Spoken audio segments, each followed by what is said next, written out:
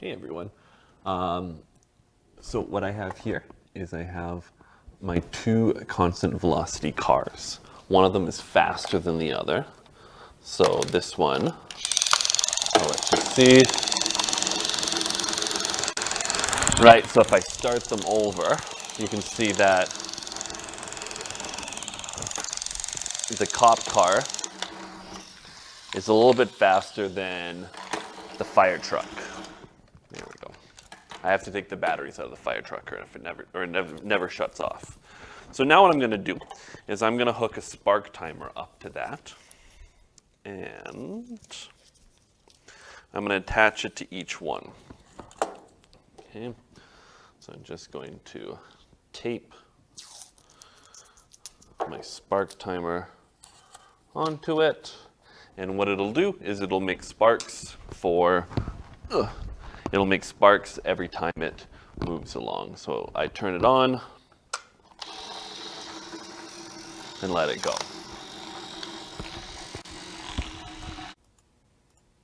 So this is how you do the lab. So this is with the two sets of data that I got.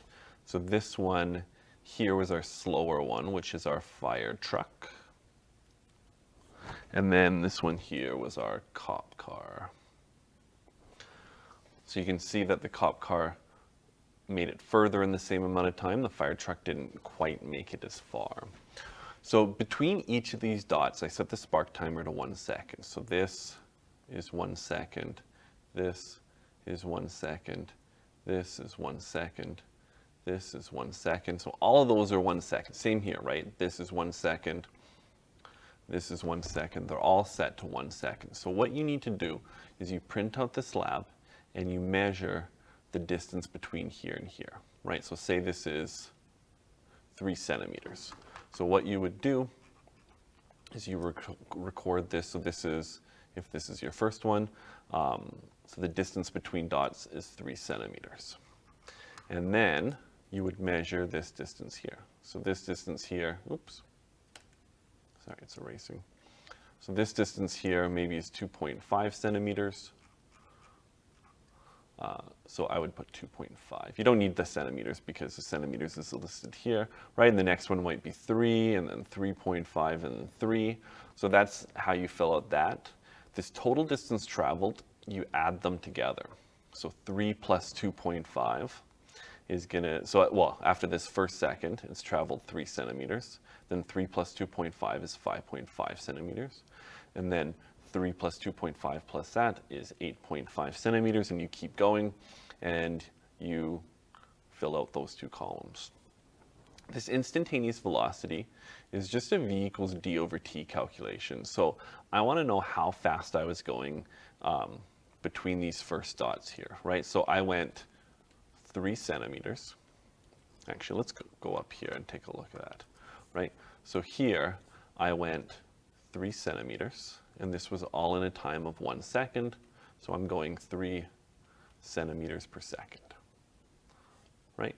This next section here, I want to find out how fast I went in this section. So I went 2.5 centimeters in that section, and I did it all in a time of 1 second.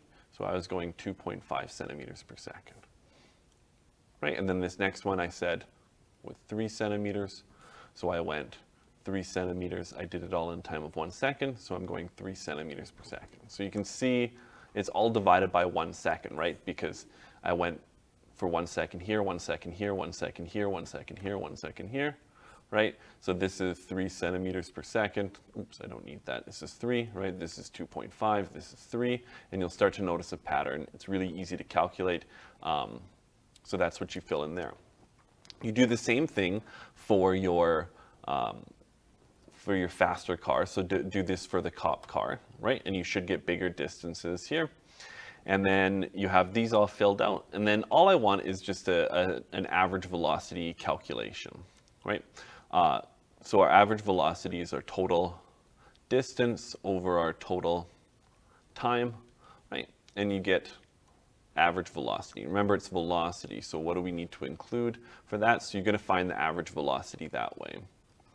Okay, and then what you're going to do is you're going to construct a d versus t graph, And what we have is we have two things going at constant speeds. So what you should find is you should find that the faster one is like that, and then the slower one is like that. You should get two nice straight line graphs, and you're going to graph them both. Just make sure that you fit your faster one. So make sure your scale fits your faster one, and then 100% it'll fit the slower one. So I want a D versus T graph, all the units, everything filled out properly in that. And then you're going to find the speed from your two trials that you graphed, right? So look up in the notes how to calculate if you have two straight line graphs on a D versus T graph, how do you find speed? So we're going to find that from the graph. Okay, and then you're going to construct a velocity versus time graph. And what you'll notice is that your data kind of bounces around a little bit. But what we want to do is we want to do a line of best fit that's nice and straight across like that. Obviously, you're going to use a ruler. So this is our fast speed, and then you should get data that's kind of all over the place. We want a nice straight line, and this is our slow speed. So this is a V versus T, and you're using that instantaneous velocity. Okay. Find your total distance using your line of best fit. Okay. So find your total distance. So look up in the notes on a V versus T graph, how do you find total distance? Okay, so what is the more accurate way of finding your speed using the average velocity formula? So that's this here, or by finding your slope. Oh, I gave it away, so which one is more accurate, right? And then this one here, how does your calculation of distance traveled on graph 2 compare to your total distance, right? So you're going to find your total distance here, and then what I want you to do is compare it to your total distance traveled right here. How do they compare? Are they close? Why would they be off? I want you to make sure you put down those numbers, compare those numbers, talk about why they would be different. Okay? And then explain the type of motion produced when the